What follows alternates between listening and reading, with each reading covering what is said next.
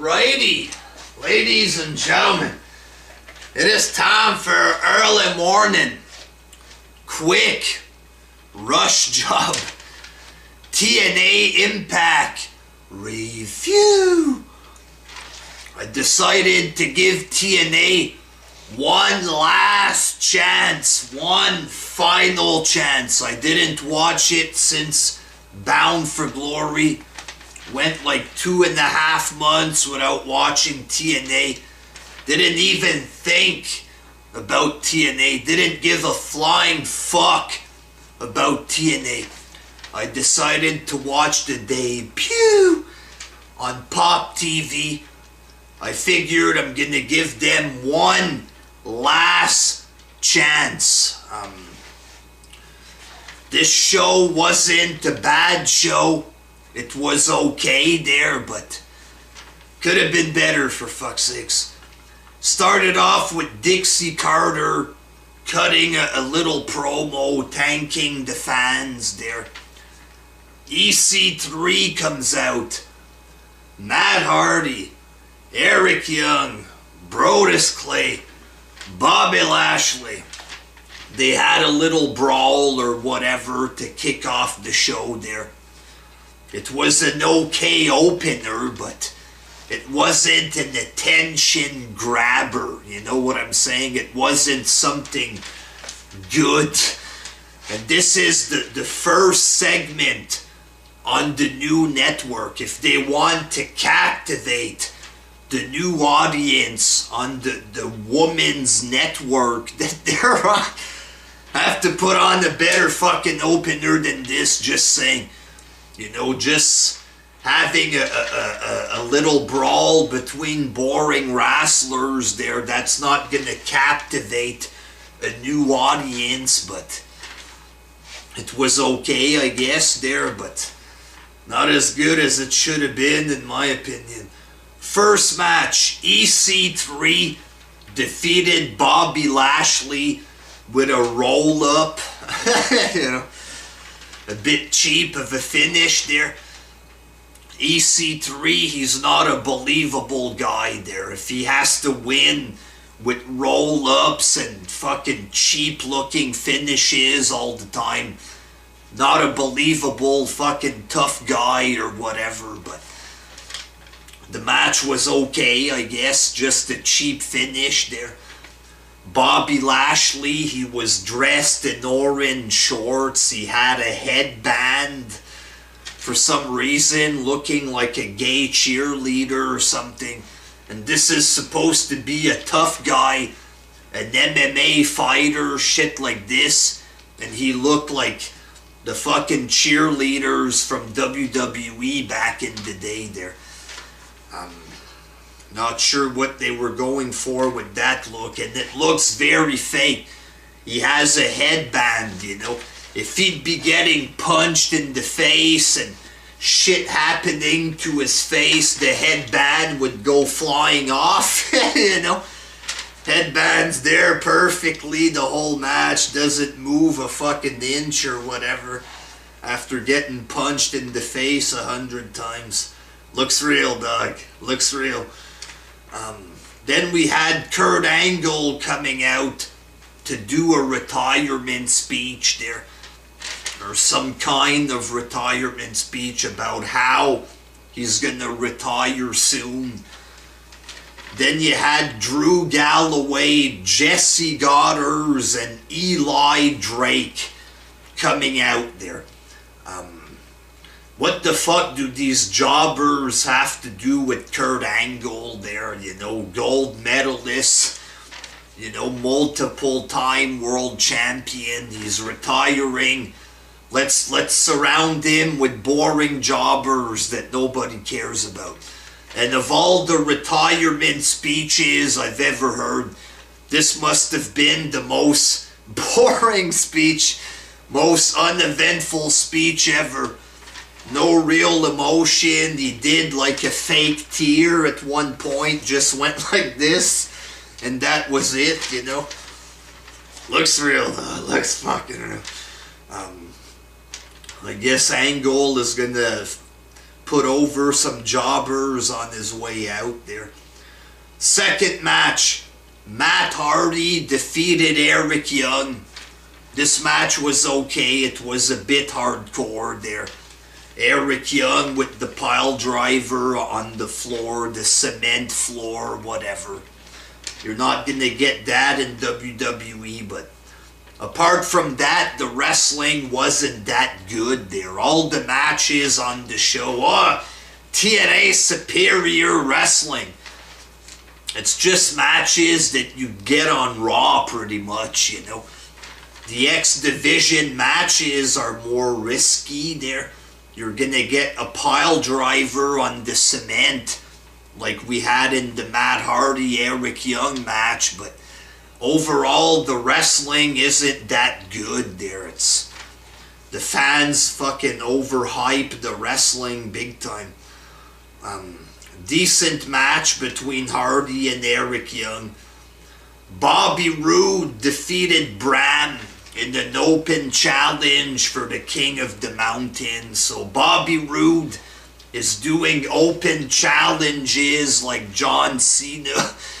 He's using John Cena's finisher. I mean, fuck off there.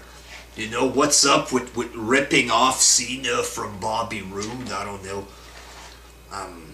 Not sure why he has to do that there, but he beat Bram. Match was okay.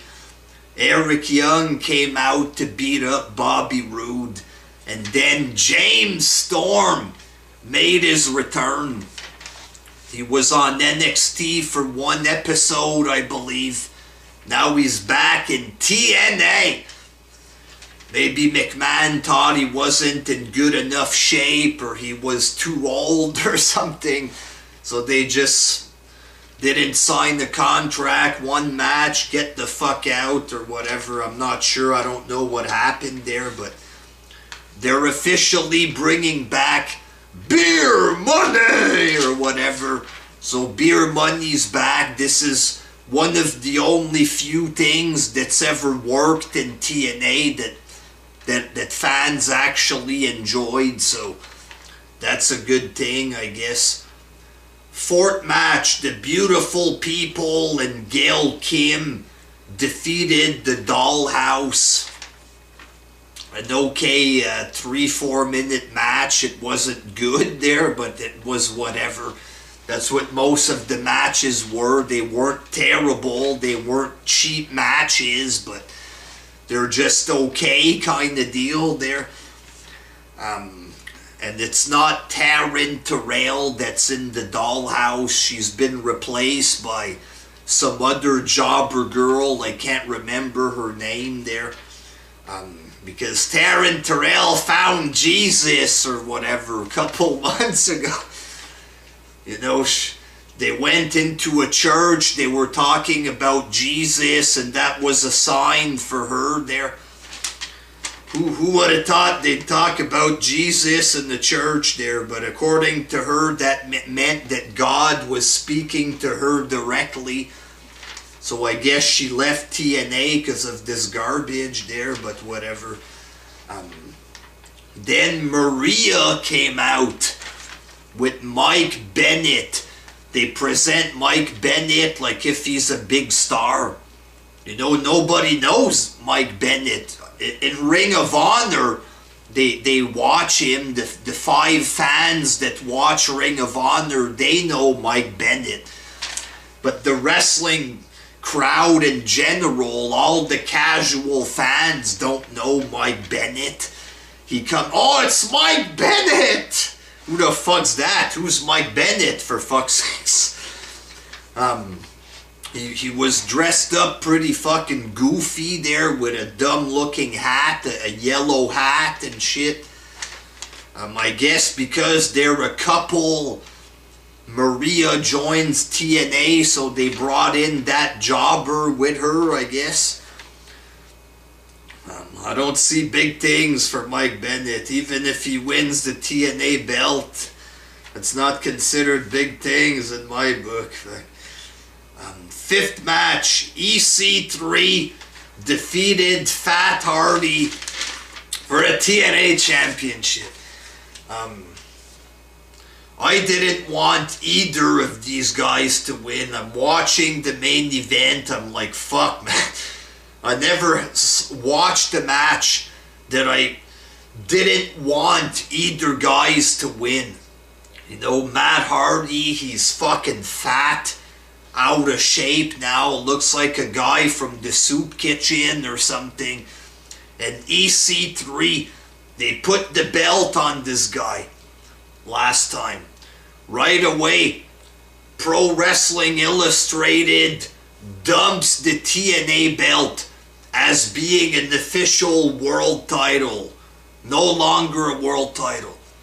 The ratings go down fucking super low when EC3 becomes champ. What do? They put the belt right back on EC3. Even though he killed the ratings, even though they got kicked off the fucking Destination America when they put the belt on him, even though they lost everything when they put the belt on that boring, cartoonish, bad acting, shitty wrestling jobber, they lost everything. Let's put the belt back on him there, so he can cut more shitty promos that don't attract anybody. Fucking stupid. Fucking dumb. What a fucking moronic company. Fucking dumb idiots.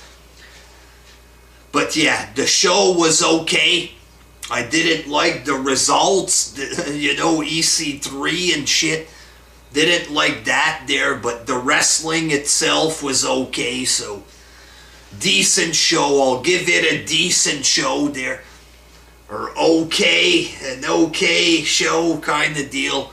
Could have been better. Wasn't bad, but could have been way fucking better, just saying. Giving them one last fucking chance. If it's bad next week, if it's a shit show next week, and maybe the following week, then that's it for me, boy. That's fucking it. The show was decent. It better be good next week, motherfuckers. Or else I'm done with this fucking company and I'm gonna fucking drop the hammer fist on these motherfuckers if they're cheap next week there. Until next time, peace!